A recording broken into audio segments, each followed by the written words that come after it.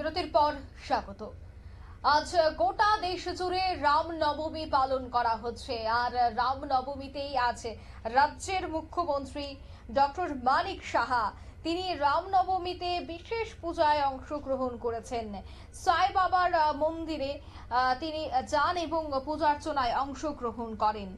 সেখানে তিনি পুরোহিতদের সাথে কথাও বলেন। অন্যদিকে এই পূজার্চনায় পর তিনি সংবাদ মাধ্যমের মুখোমুখি হয়ে বলছেন যে সকলের, বিশেষ করে রাজ্যের মঙ্গলার্থে তার এই পূজা।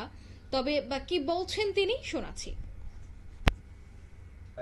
পুরা ভালো থাকুন, সব দিক কোনো দিকেই যেন কোনো খামতি না থাকে আমরা চেষ্টা চালাচ্ছি। ভগবানের কাছে প্রার্থনা করছি যে কিছু যেন করতে পারি মানুষের জন্য, এবং এতে করে সুখ শান্তি থাকবে এখানে। এবং আমরা যদিও রাজনৈতিক ব্যক্তিত্ব, কিন্তু পাশাপাশি আমরা কিন্তু হিউম্যান বিংস থেকে আলাদা করে রাজনৈতিক ব্যক্তিত্ব বলে কিছু নেই। তো মানুষের হিউম্যান টাচ যে বিষয়টা, মানুষের যে সমস্যাগুলো, সেই সমস্যাগুলো যদি আমরা পূরণ করতে পারি, এর থেকে বড় স্যাটিসফ্যাকশন আর কিছু হতে পারে, এবং সেই দিশায় আমরা কাজ করছি। আজকে আপনারা জানেন যে ভারতীয় জনতা পার্টির আজকে স্থাপনা দিবস, 46তম স্থাপনা দিবস। তো সেই উপলক্ষে আমি ত্রিপুরাবাসীকেও আমি ধন্যবাদ দিতে চাই এবং ওনাদের আমি শুভেচ্ছা দিতে চাই।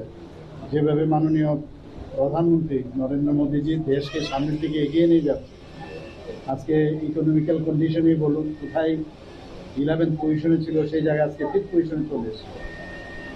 সুরক্ষার দিকে যদি বলুন, আজকে ভারতবর্ষকে যেভাবে সুরক্ষিত রেখেছে, অর্থাৎ আপনারা শুনলেন মুখ্যমন্ত্রীর বক্তব্য। তিনি বললেন যে তিনি যেন রাজ্যের মঙ্গলে বা রাজ্যের উন্নয়নে তিনি কাজ করতে পারেন। অন্যদিকে দেখা গেল এই পূজার্চনায় মুখ্যমন্ত্রীর সাথে উপস্থিত ছিলেন রাজ্যের আরও এক মন্ত্রী প্রণজিৎ সিংহ রায়, অর্থমন্ত্রী উপস্থিত ছিলেন।